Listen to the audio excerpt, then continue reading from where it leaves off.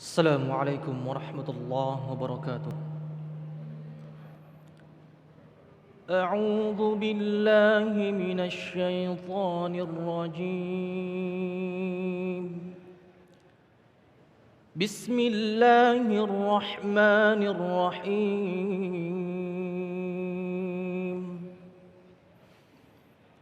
وإذا ما أنزلت سورة فمنهم من يقول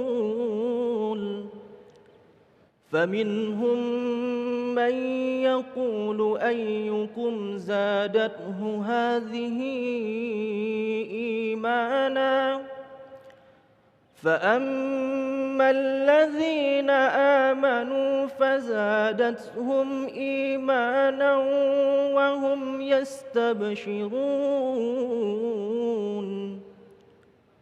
وأما الذين في قلوبهم مرض فزادتهم رجسا إلى رجسهم وماتوا وهم كافرون.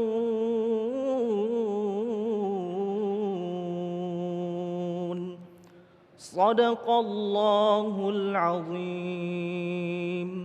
السلام عليكم ورحمة الله وبركاته. Bismillahirrahmanirrahim. Assalamualaikum warahmatullahi wabarakatuh. Alhamdulillahirrabbilalamin. Alhamdulillahilladzi bini'amatihi tatimus salihat. Assalatu wassalamu ala sayyidis sadat wa ala alihi wa ashabihi ahlil fadaili wal karamat. Subhanaka la ilma lana illa ma'allamtana. Innaka antal alimul hakim. Rabbi israh li sadri wa yassir li amri wahlul uqdatam min lisani yafqahu qawli. Segala puji bagi Allah patut kita haturkan kepadanya, zat yang maha penggenggam kehidupan dan kematian, zat yang maha penggenggam, yang maha pemberi penyakit dan juga kesembuhan, yaitu Allah Azza wa Jal. Dan pemirsa, senang sekali saya kembali berjumpa, saya kembali menyapa, senang sekali para pemirsa Damai Indonesiaku setelah saya sekian lama mengalami nikmat dari Allah Subhanahu wa taala yaitu COVID-19, betapa luar biasa setelah kita merasakan sakit, dari situlah kita merasakan nikmatnya sehat yang itu diberikan dari Allah Subhanahu wa taala. Nah, pemirsa, ketika kita berbicara tentang sakit, gejala yang kita rasakan seperti contoh COVID-19, mungkin salah satunya yang kita rasakan adalah gejala demam atau mungkin radang atau mungkin batuk, itulah yang mungkin saya rasakan. Nah, bagaimana dengan ketika kita merasakan penyakit hati? Nah, itulah pemirsa yang akan kita angkat pada kesempatan siang hari ini dalam Damai Indonesiaku. Ketika penyakit hati menguasai diri, tanda-tanda apa saja? Lalu bagaimana cara mengobatinya ketika kita merasakan penyakit hati di dalam diri kita? Alhamdulillah, guru-guru kita, ustadz-ustadz kita telah hadir bersama kita, Ustadz Fatih Rishad dan Ustadz Hilmi Firdausi, yang alhamdulillah mereka semuanya diberikan kesehatan oleh Allah Subhanahu wa taala sehingga bisa memberikan tausiah kepada kita semuanya, yang pada kesempatan hari ini Damai Indonesiaku hadir di Masjid An-Ni'mah Citra Grand Cibubur Jatikara Jati Sampurna, Bekasi, Jawa Barat. Insya Allah pada segmen pertama ini Ustadz Fatih Rishad akan menyampaikan bagaimana tanda-tanda ketika kita merasakan penyakit hati yang ada di dalam diri kita. Pemirsa, inilah Damai Indonesiaku. Kami persilahkan Ustadz Fatih Rishad.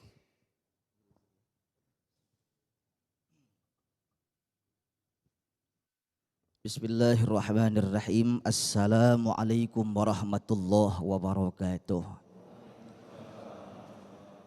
Bismillah walhamdulillah. Wassalatu wassalamu ala asyrafi khalqillah.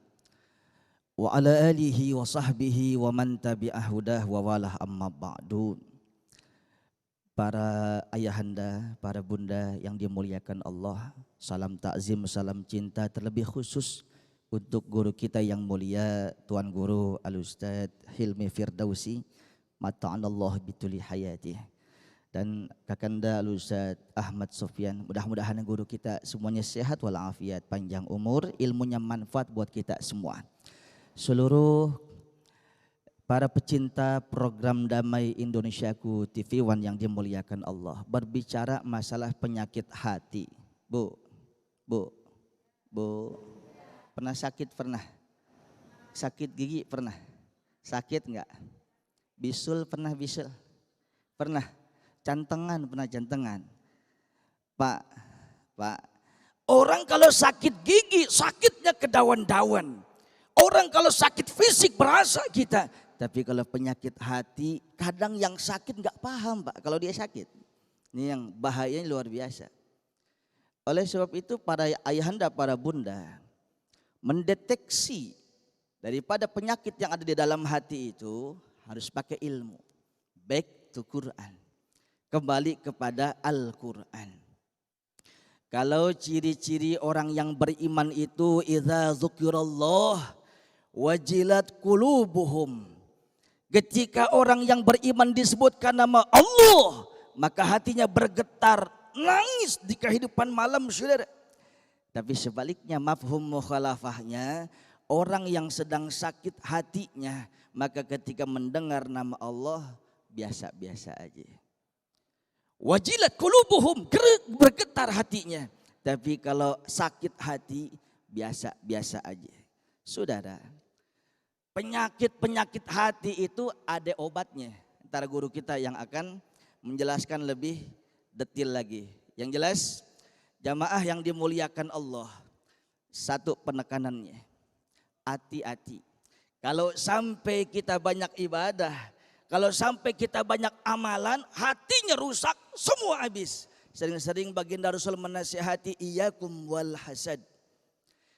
Jauhi perbuatan dengki.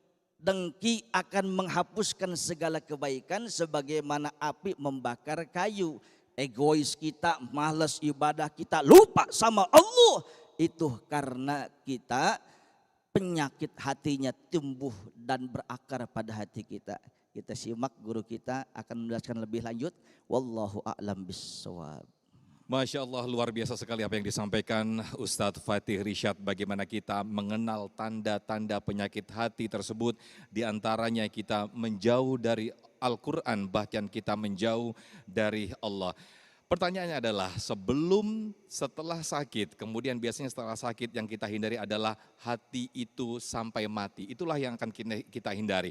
Nah, sebelum hati kita mati, agar baiknya hati kita disembuhkan. Nah, Ustadz Hilmi Firdausi nanti akan menyampaikan bagaimana mengobati penyakit hati itu sendiri. Tetaplah di Damai Indonesiaku. Baik pemirsa, Anda masih di program Damai Indonesiaku. Setelah tadi Ustadz Fatih Rishad menjelaskan bagaimana tanda-tanda penyakit hati yang telah melukai di dalam diri kita. Insya Allah Ustadz Hilmi Firdausi di segmen ini akan menjelaskan bagaimana mengobati hati atau tombo hati. Nanti akan disampaikan secara gamblang oleh Ustadz Hilmi Firdausi. Kami persilakan Ustadz Hilmi. Bismillahirrahmanirrahim. Assalamualaikum warahmatullahi wabarakatuh. Alhamdulillah. Alhamdulillahilladzi anzala sakinatan fi qulubil mu'minin liyazdadu imanan ma'a imanihim. Asyhadu an la ilaha illallah wa asyhadu anna sayyidana Muhammadan abduhu wa rasuluh la nabiyya wa la rasula ba'dah.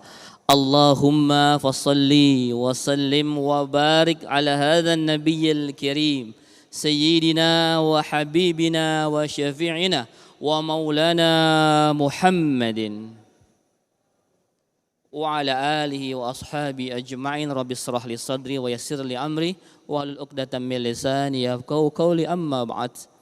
Sahabat saya tercinta, guru kita bersama Ustadz Fatih Rishad, kita doakan beliau selalu mendapatkan perlindungan dan keberkahan dari Allah Subhanahu wa taala. Sahabat seperjuangan saya yang kita Covid-nya hampir bareng-bareng, kita berdua ini LC, lulusan Covid. Barang kenanya, barang sembuhnya. Alhamdulillah. Bapak Ibu sekalian, jamaah Masjid An-Ni'mah dan seluruh pemirsa Damai Indonesiaku yang insya Allah semoga Allah berikan kesehatan, keberkahan dan rizki yang berlimpah. Amin ya Rabbal Alamin. Bapak sehat? Ibu sehat? Fisiknya sehat? Hatinya sehat? Kata siapa? Insya Allah. Tadi guru kita menjelaskan tentang karakteristik ciri-ciri penyakit hati. Kalau kita sakit COVID ya seperti saya Mas Sofyan, ada obatnya. Kita bisa sekarang telemedicine, gak usah ke dokter. Cukup chatting, dapat tuh obatnya, banyak bener obatnya. Kalau ibu pusing bisa beli obat ke apotik. Ibu punya sakit tinggal datang ke klinik, ke rumah sakit. Dokter insya Allah bisa memberikan resepnya. Tapi kalau bapak ibu sekalian punya penyakit hati, berobatnya kemana? Nah itu dia masalahnya. Bingung kita berobatnya. Dan yang paling bingung lagi kadang-kadang kita nggak bisa mendeteksi kita ini hatinya sakit apa sehat. Itu yang paling gawat. Kelompok hati ada 3. Yang pertama qalbun salim, hati yang selamat. Ya. Yang kedua qalbun mayyit, lawannya hati yang mati. Kalau qalbun salim itu Masya Allah.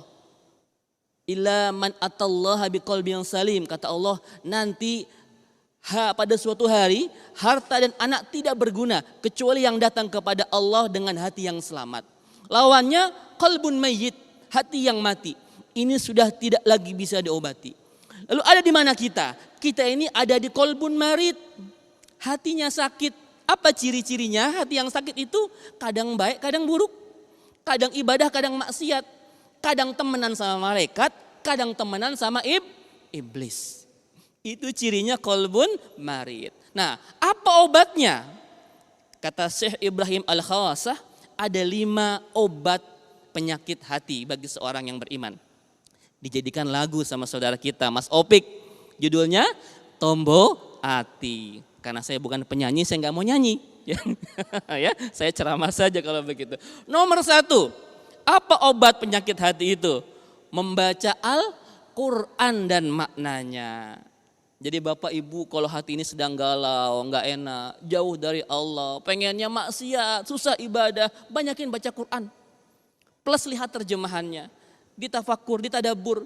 Supaya apa? Supaya tenang hati ini. Karena kata Allah, wa nunazzilu minal Qur'ani ma huwa syifaa'un wa rahmatul lil mu'minin. Kata Allah, Al-Quran itu diturunkan sebagai syifa, obat penawar. Ya, bukan obat fisik, tapi obat hati yang sedang sakit. Yang kedua, kata ulama, obat penyakit hati adalah mendirikan sholat malam. Siapa yang tadi malam tahajud? Enggak usah unjuk tangan, nanti ria. Ya. Ya. Orang-orang yang bisa bangun di tengah orang lain sedang tidur itu manusia pilihan, Bu. Saya pernah menyampaikan kepada anak-anak muda hijrah, Bu. Kalau ente punya keinginan, tapi ente belum sholat malam, ente belum tahajud, berarti keinginannya belum serius. Ketika orang punya keinginan, maka bangunlah di sepertiga malam. Di situ Allah dan para malaikat sedang dekat-dekatnya dengan kita. Disitulah waktu yang paling mustajab ketika kita berdoa. Orang-orang yang sholat malam ada tanda di mukanya, cerah, ya, nggak sakit hatinya, karena dia sering bangun malam dekat dengan Allah. Wa minal laili fatahajjat bihi nafilatan lak asa ayyab asaka rabbuka maqaman mahmuda. Allah janji bagi siapa yang sering mendirikan salat malam, maka Allah akan angkat ke tempat yang terpuji. Masya Allah. Ya, salat malam, Bu, minimal 2 dah plus 1. Enteng kan? Itu minimal 2 plus 1. Kalau bisa 8 plus 3. Yang ketiga, apa itu obat penyakit hati? Ngumpul sama orang soleh, berkumpul dengan orang soleh, dengan guru kita Ustadz Fatih, dengan Ustadz Sofyan, ngumpul sama orang-orang alim, supaya apa? Ketularan. Kita ini orang salah, orang hina, orang lemah, orang doif. Kalau ngumpul sama yang sama kayak kita, apa bedanya? Makanya kita ngumpul sama orang-orang soleh supaya kecipratan solehnya. Kata Rasulullah, masalu jalisis soleh wa jalisis sau kama sali sahibil mis wa kiril haddad. Perumpamaan orang yang gaul sama orang soleh dan orang yang gaul sama orang yang salah itu kayak kita gaul sama penjual minyak wangi atau pandai besi. Apa itu? Tukang las. La ya'damuka min sahibil mis imma tashtari aw tajidu riha. Ya, kata Rasul, kalau engkau bergaul sama tukang minyak wangi, engkau bisa dapat hadiah minyak wangi dari dia, atau bisa beli dari dia, atau minimal kecipratan baunya, ya, kecipratan wanginya. Wakiril haddad, sebaliknya, kalau bergaul sama pandai besi tukang las, yuhrikul badana ka awsawaka au tajidu minhu rihan khabisah, maka dia bisa membakar bajumu atau pakaianmu atau minimal engkau kebagian bawah sangitnya. Jadi bergaulah dengan orang-orang yang soleh. Demikian. Masya Allah, luar biasa sekali. Terima kasih jazakumullah Ustadz Hilmi Firdaus yang telah menyampaikan bagaimana cara mengobati hati, di antaranya berkumpul atau berkumpul dengan orang-orang soleh. Satu caps lock yang saya tandai tadi adalah ketika kita sudah tahu caranya bagaimana mengobati hati, jangan-jangan yang patut kita curigai adalah justru kita tidak merasa apabila kita terdapat penyakit hati. Nah, inilah nanti yang akan kita bahas, saya yakin di antara pemirsa juga akan bertanya dan berdiskusi di segmen, termasuk juga para jamaah yang ada di sini. Di segmen 3 dan 4 nanti kita akan diskusi bersama guru-guru kita bagaimana ketika penyakit hati menguasai diri kita. Tetaplah di Damai Indonesiaku, usai jeda kami akan kembali. Alhamdulillahirrahmanirrahim, Anda masih di program Damai Indonesiaku dan kita tiba di segmen dialog atau tanya jawab di segmen 3 ini, dan juga 4 nanti kita akan bertanya dengan sejumlah ustadz atau ustadz guru-guru kita yang sudah hadir di sini. Dan para jamaah kami persilakan untuk memberikan pertanyaan. Untuk yang pertama ada Bapak Ramdan yang insya Allah akan memberikan pertanyaan, dan Ustadz Fatih terlebih dulu, nanti kalau ada penjabaran lagi Ustadz Hilmi bisa ditambahkan. Silakan Bapak Ramdan. Ya, Assalamualaikum warahmatullahi wabarakatuh. Alhamdulillah Ustadz, mungkin kalau kita bicara dengan penyakit hati ini sesuatu yang sangat menarik untuk kita bahas ya.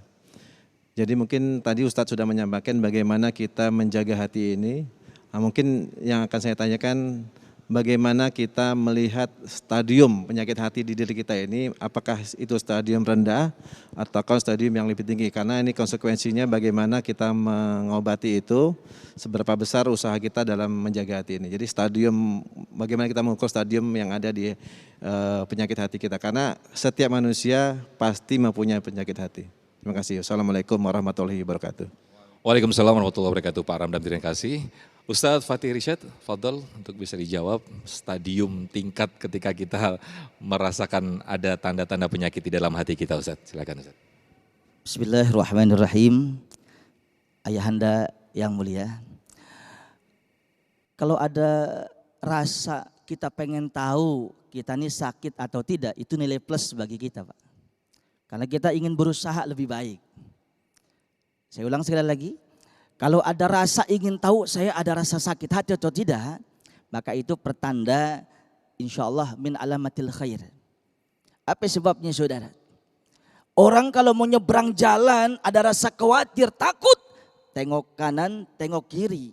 Itu orang yang cerdas. Kenapa tikus sering ketabrak? Karena nggak tengok kanan kiri. Assalamualaikum. Jelas Bu? Manusia mau selamat nyebrang jalan, nyebrang kehidupan, nyebrang selamat hati kita, maka kita harus tengok kanan kiri. Ini hati kita selamat apa enggak? Oh, kalau sampai kita semalam tahajud 20 rakaat, berarti sakit hati kita. Ujub, bangga namanya. Kalau kita udah berapa kali pergi haji, ada orang manggil nama kita nggak pakai haji, lo kagak ngerti sih, hayu dong. Nah, sakit namanya. Ketika SMS, senang melihat orang susah, susah melihat orang senang, berarti sakit hati kita, dengki namanya. Ketika kita membuka aib seorang, nyaman kita ungkap, kita korek-korek dia punya kesalahan dan cacat, tapi kita lupa, sakit kita. Saudara yang saya muliakan, maka stabilitator kita agar iman kita menurut Imam Al-Ghazali, yazid wa yanqus, iman tempatnya hati, ilmu tempatnya hati, wal qalbun nur, sedangkan hati itu adalah cahaya, yudhi'u haulah, hati akan menyinari semua anggota tubuh kita. Berarti kalau hatinya gelap tanpa cahaya, maka semuanya gelap. Seruduk sini, seruduk sono, nyaman maksiat, ogah sholat, dengar azan kepanasan, dekat kiai gatal-gatal. Ini PA merokap. Ayahanda, jadi intinya salah satunya adalah sering-sering baca Al-Quran dan zikir kalimat-kalimat thayyibah dengan bimbing guru kita, insya Allah. Ya, wallahu alam. Bisawab. Masya Allah, luar biasa sekali. Tapi pertanyaannya Ustadz dan juga Ustadz Hilmi Firdausi dan juga Ustadz Fatih. Ketika mungkin kita mudah sekali ketika tadi disinggung ada perasaan SMS di dalam hati kita. Kita susah melihat orang senang, begitu juga senang melihat orang susah. Hanya terlintas istighfar saja, astagfirullahaladzim.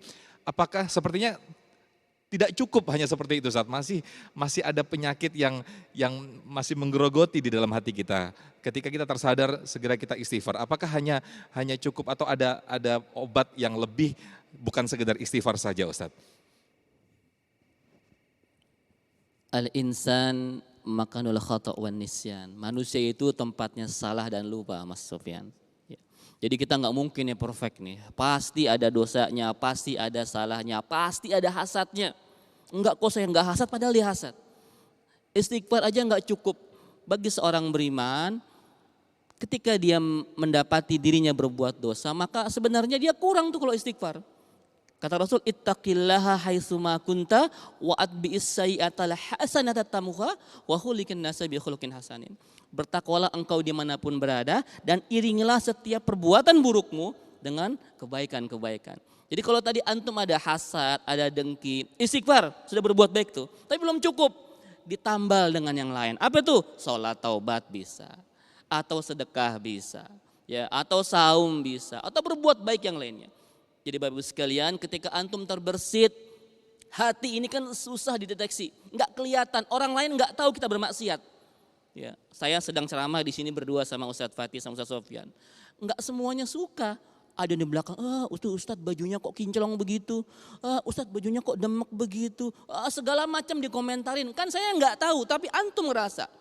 Nah, orang-orang yang bisa mendeteksi bahwa dia tadi telah berbuat hasad, itu Masya Allah luar biasa. Ya, tadi saya telah ngejulitin ustadznya, astagfirullahaladzim, saya mau bayar dengan sedekah. Supaya julid saya tadi ya, atau hasad saya tadi itu terbayar lunas. Gitu Mas Sofyan. Masya Allah luar biasa sekali, ternyata memang salah satu kita meminta ampun selain beristighfar, ternyata untuk membersihkan atau mendamaikan dalam hati kita, ternyata juga salah satunya istighfar atau dan juga bersedekah begitu Ustadz ya. Nah masih ada waktu untuk berdialog atau berdiskusi, silakan selain Pak Ramdan atau mungkin ada yang bisa ditanyakan, kita masih ada waktu untuk bisa ditanyakan kepada guru-guru kita tercinta. Silakan Pak. Ya, di samping Pak Ramdan boleh mungkin bisa ditanyakan tentang, untuk ibu-ibu mungkin silakan. Kami persilakan, ya silakan Ibu atas nama siapa? Sri Nur Dewi. Assalamualaikum warahmatullahi wabarakatuh Ustaz semuanya. Yang saya ingin tanyakan, saya sebagai seorang perempuan, ada orang yang paling terdekat sama kita dengan perkataan dan ucapan dan perbuatannya. Dia menyakiti hati kita. Oke. Kita istilahnya gini, kita perempuan itu ibarat cermin. Ya, baik. Begitu karena perkataan dan perbuatannya, retak itu cermin. Oke, ya. Ya Baik. kan? Saya mau menyatukan kembali lagi supaya jangan retak seperti itu. Baik. Ini masalah memaafkan. Betul, ya nggak hanya perempuan Bu, laki-laki juga demikian. Ketika ada seorang yang menzolimi kita, pernah berbuat kurang baik atau ngomongin nggak bener lah.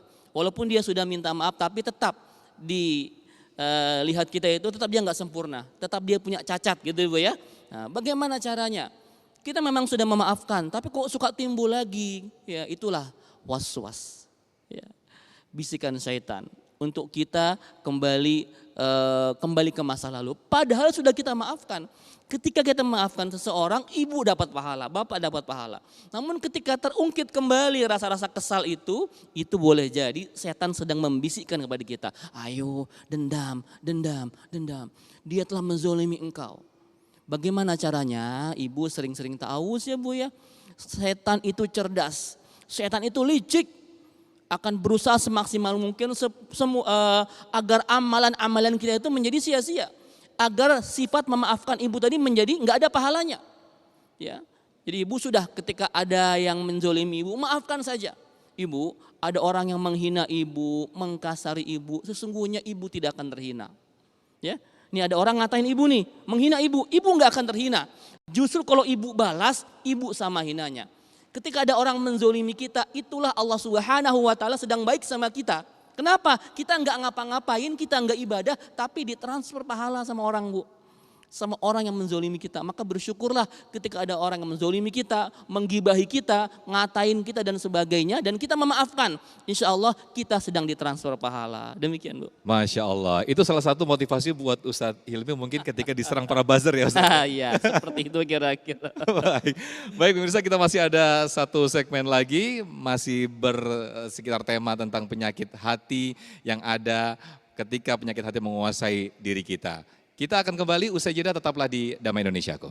Baik pemirsa, Anda masih di program Damai Indonesiaku, kita tiba di segmen terakhir, tapi masih ada satu kesempatan untuk para jamaah memberikan pertanyaan dan nanti akan dijawab oleh Ustadz Fatih Irsyad. Kepada Pak Ahmad Ismanto yang insya Allah akan memberikan pertanyaannya, silakan Pak Ahmad Ismanto.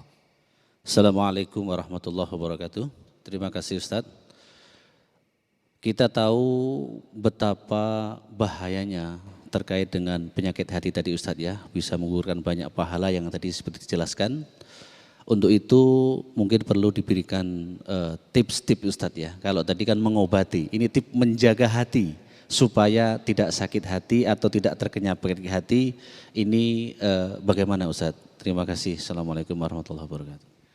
Waalaikumsalam warahmatullahi wabarakatuh. Ustadz Fatih Irsyad terlebih dahulu, silakan dijawab Ustadz. Bismillahirrahmanirrahim. Ayahanda yang dimuliakan Allah. Ada satu peribahasa, hati itu ibarat cermin kaca. Ketika pecah susah, ketika hati sakit itu pun susah akan kita mengobatinya. Para ayahanda, para bunda yang dimuliakan Allah. Kalau kita memiliki satu penyakit, kita pengen sembuh, namanya normal. Kalau ada manusia sakit nggak pengen sembuh, namanya nggak normal. Waras namanya. Dia pengen terus-terusan sakit. Tapi sakit hati ini bagaimana menjaganya? Kalau Rasulullah pernah di depan sahabat, lagi makan sahabat, Rasul senyum Pak. Sahabat sampai malu ini. Aduh, emang sih tadi saya lupa baca bismillah. Lupa baca bismillah. Tapi kan barusan saya baca bismillahi awwalahu wa akhirahu. Kalau kelupaan Bu, Pak, kalau kelupaan kita baca bismillah dimakan, tengah-tengah makan, baca bismillahi awwalahu wa akhirah. Tapi kenapa Nabi masih senyum aja, malu hati kita. Nanya Pak, izin baginda, maafin. Ada yang salah enggak sama saya? Enggak ada yang salah. Nabi mau nih, udah buat kamu aja. Tapi saya malu hati Rasul. Rasul kayaknya ketawain saya. Enggak. Saya ketawa itu lantaran saya melihat tadi awalnya setan ikut makan ketika kamu makan. Karena kamu lupa baca bismillah.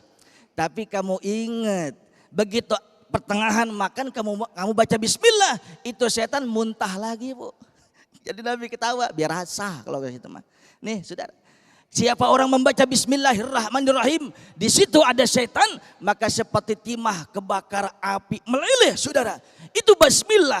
Bagaimana Al-Quran, bagaimana zikir-zikir kalimat thayyibah. Maka salah satu menjaganya adalah ismatuddin. Jaga kita punya agama, diantaranya istiqomah di dalam zikir kepada Allah. Gitu ayahanda. Ya, terima kasih. Ya. Baik Ustadz Fatih Irsyad, terima kasih untuk jawaban yang diberikan atau disampaikan tadi.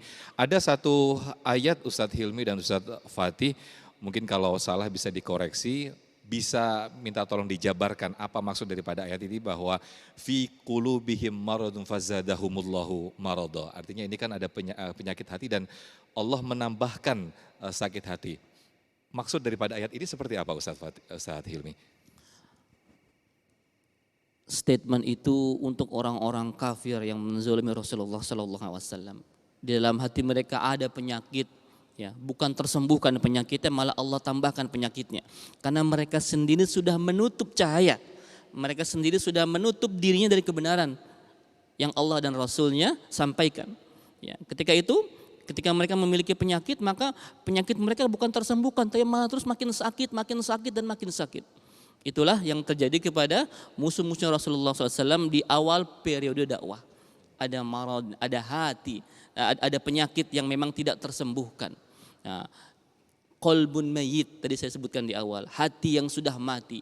Kalau qalbun marid saja seperti kita, ya, istilahnya STMJ ya, sholat terus maksiat jalan, ibadah iya maksiat juga, ya, itu masih bisa disembuhkan. Kita ini manusia, memang rata-rata qalbunnya marid, sakit. Kadang dekat dengan Allah, kadang jauh dengan Allah. Tapi mereka tadi saya sebutkan yang ada hati, yang ada penyakit dalam hatinya, ya, sudah mati, Ustaz. Ya, sudah mati sehingga bukannya mereka malah membantu Rasulullah, malah terus menghancurkan dakwah. Allah tambahkan terus. Nah, naudzubillah summa naudzubillah, hari ini jangan sampai kita kayak mereka. Ya. Orang-orang yang hatinya sakit itu tadi tidak bisa mendeteksi sakit dalam dirinya, tidak bisa mendeteksi bahwa hatinya itu bermasalah. Dia yang habis berbuat maksiat biasa aja. Kalau kita masih agak normal nih, berbuat maksiat, astagfirullah, tadi sudah berbuat dosa. Kalau orang-orang yang sudah mayit hatinya, sudah mati hatinya, ketika dia berbuat dosa itu biasa saja. Bahkan kalau dia nggak berbuat dosa, dia merasa ada yang hilang. Kebalikan dengan qalbun salim. Orang yang qalbunnya salim, ketika dia mengabaikan sebuah kebaikan, dia merasa rugi. Walaupun ibadah sunnah, Mas Sofian. Tapi ketika orang yang hatinya mati, ada penyakit yang sudah berkarat dalam hatinya, ketika dia tidak maksiat satu hari saja, dia akan merasa kekurangan. Dia nggak mabok sehari, dia kekurangan. Akan terus Allah tambahkan penyakit dalam dirinya. Na'udzubillah summa na'udzubillah. Masya Allah, luar biasa sekali. Semoga kita terhindar dari orang-orang yang selalu sakit hatinya, atau bahkan kita terhindar atau dijauhkan dari orang-orang yang mati hatinya.